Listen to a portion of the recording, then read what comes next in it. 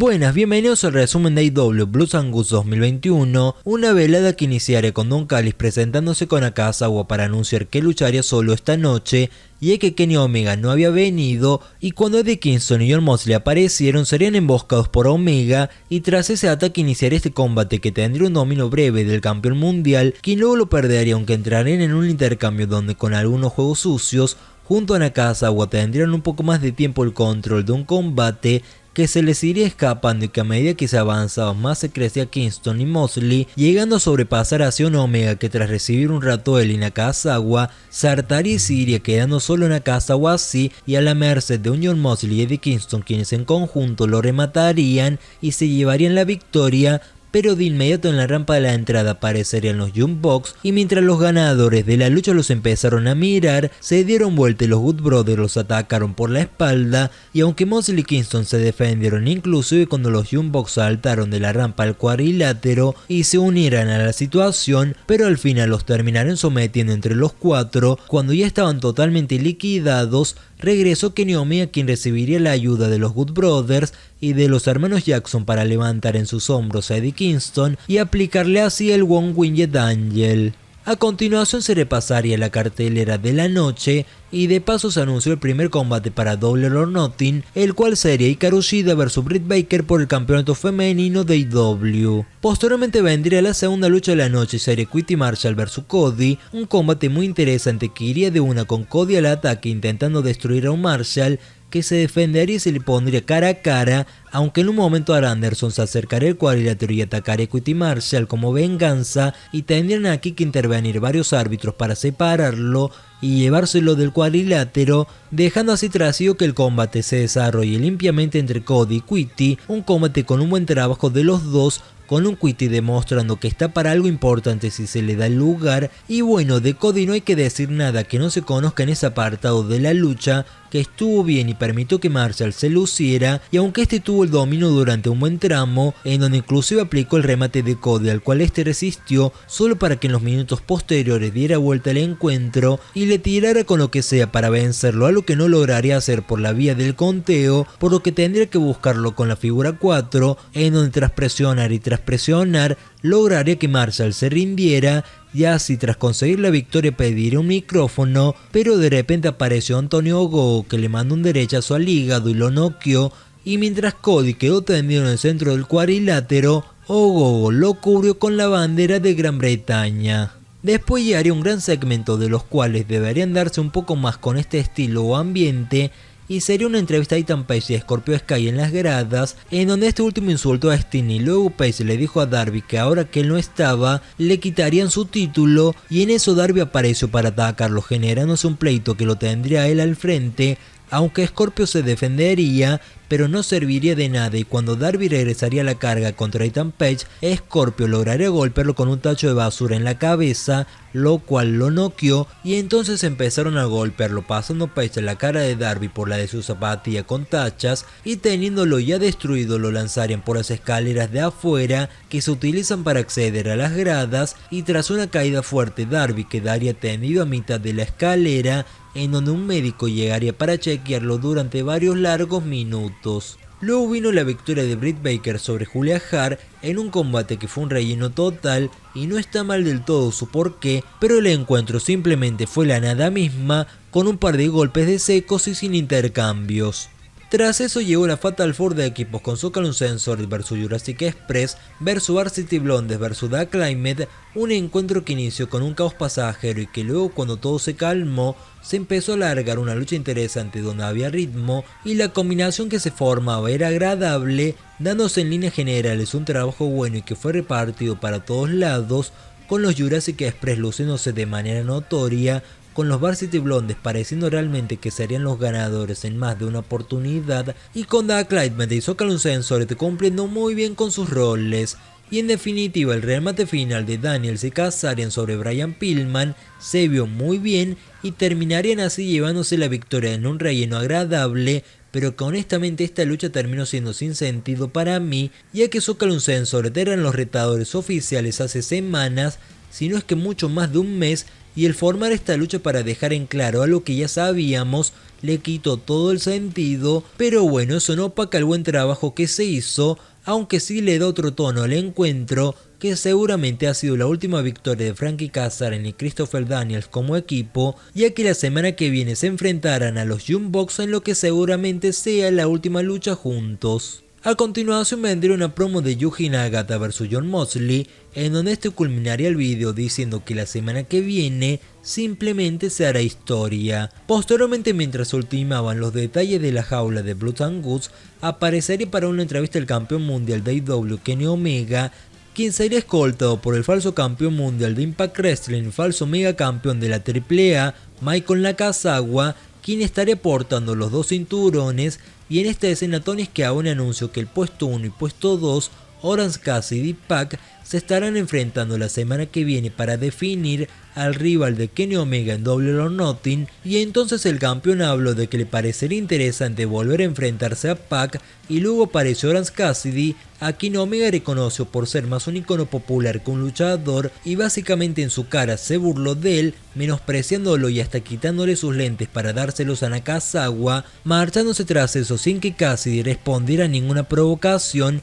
de quien le dijo que nunca llegaría a ser campeón mundial. Después de unos minutos de comerciales, quien apareció fue Miro para decir que la semana que viene será el nuevo campeón de TNT, en donde informó que él se enfrentará a Darby Allin en su reto de todas las semanas, aunque advirtió que si él no se puede presentar por lo ocurrido más temprano en esta velada, entonces debería dejar vacante el campeonato, el cual pasaría directamente a sus manos, aunque Miro dejó en claro que quería quitárselo luchando y destruyéndolo en el cuadrilátero. A continuación se anunció justamente que la semana que viene Cody volverá con su sección especial de anuncios, en donde esta vez dará un anuncio con respecto a Double or Nothing. Y una vez ya terminado con todo el relleno, llegó por fin la primera Blood and Guts de la historia de AEW, una lucha entre el Inner Circle y el Pináculo, que sería un combatazo al estilo de la vieja escuela, aunque con algunos matices que ya veremos, y que en general fue una gran lucha,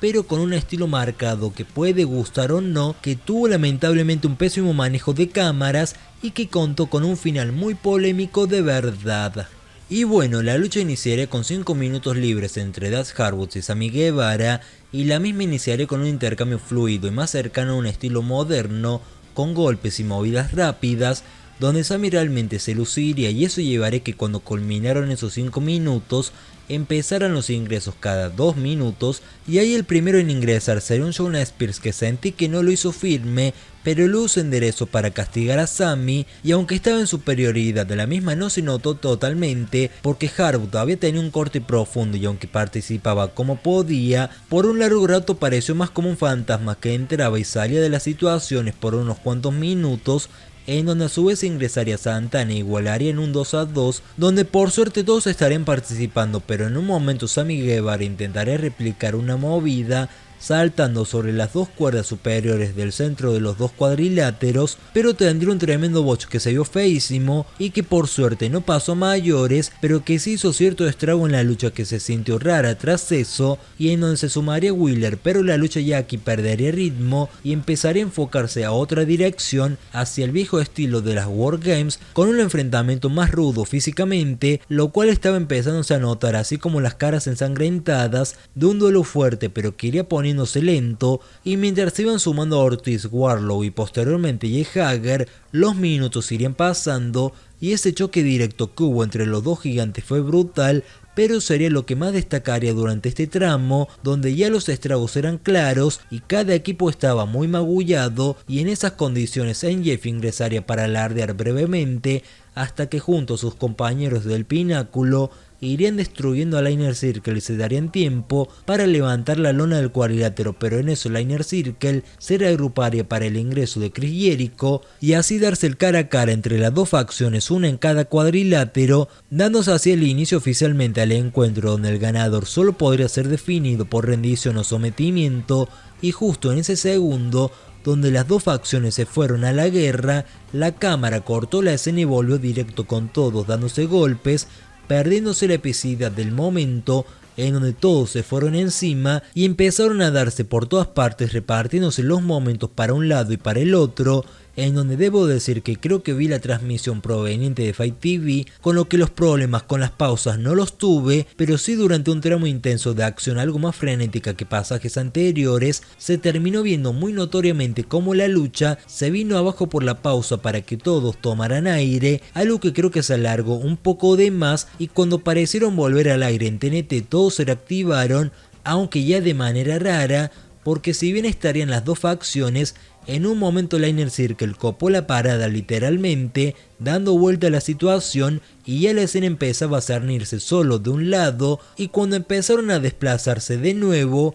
la cámara solo se quedaba con Chris Jericho perdiéndose mucho de lo demás, habiendo por ahí un momento donde el pináculo parecía tener respiro con Wardlow levantándose, pero Jake Hager le haría frente y lo frenaría, y mientras todo iba a su ritmo, Tully Blanchard atacó al árbitro de la puerta para quitarle la llave y abrirla, y dejar así con MJF humillado y en busca de poder respirar se escape hacia el techo, donde Chris Jericho lo seguiría, claro que tomándose su largo tiempo, hasta que se subió al techo y ya sin importar nada lo que pasaba dentro de la jaula, donde la lucha seguía produciéndose pero no la enfocaban directamente. Y así pasaríamos a ver a Chris Jericho aplicándole unas murallas de Jericho un poco endebles a MJF, y las cuales serían frenadas por un golpe bajo de MJF que lo intentaría hacer que se rinda con una llave al brazo pero no lo lograría, por lo que miraría para todos lados y elegiría amenazar con lanzar a Chris Jericho desde el techo de la jaula hacia la rampa a la entrada, y básicamente para ese momento el pináculo no existiría más y Sammy Guevara se fue de la rampa, y mientras miraba la situación y escuchaba la amenaza de MJF, de repente la campana sonaría y la cámara como siempre no enfocaría donde debería,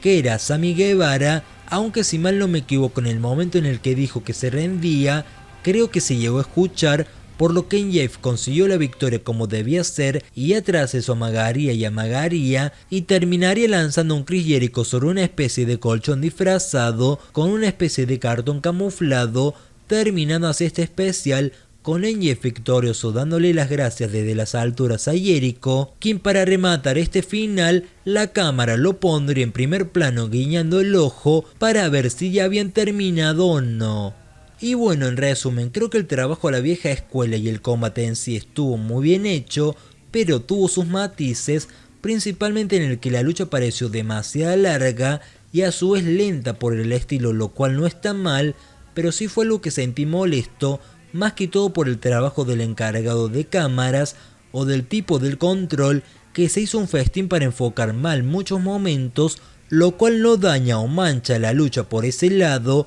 pero sí le afecta al no poder ver otros focos de la lucha o desde una mejor visión algunos otros puntos, lo cual afectar sí lo terminó haciendo lamentablemente, y esa confusión que se creó en ese punto de las cámaras sería el mismo que se creó con el desenlace de una lucha, que honestamente se me hizo una gran idea la que se llevó a cabo, pero de la idea a la ejecución hay un trecho largo, y en ese punto la lucha terminó muy mal, ya que el porqué y el cómo terminó así estuvo bien y en parte era lo adecuado, pero todo ese tramo pecó de lentitud y de sobreexageración, lo cual la lucha no había tenido, y en sí ese fue otro detalle por el cual el final se volvió muy anticlimático, porque se veía venir o se olía ese desenlace, pero la ejecución falló totalmente en su ritmo y en el enfoque que le dieron, siendo así una lucha que hay que separar lo que es la lucha del desenlace, y el combate fue sanguinario y desde ese lado fue espectacular, y el final tuvo una idea muy buena, pero la ejecución siento que falló. Y bueno, con respecto al resto del show,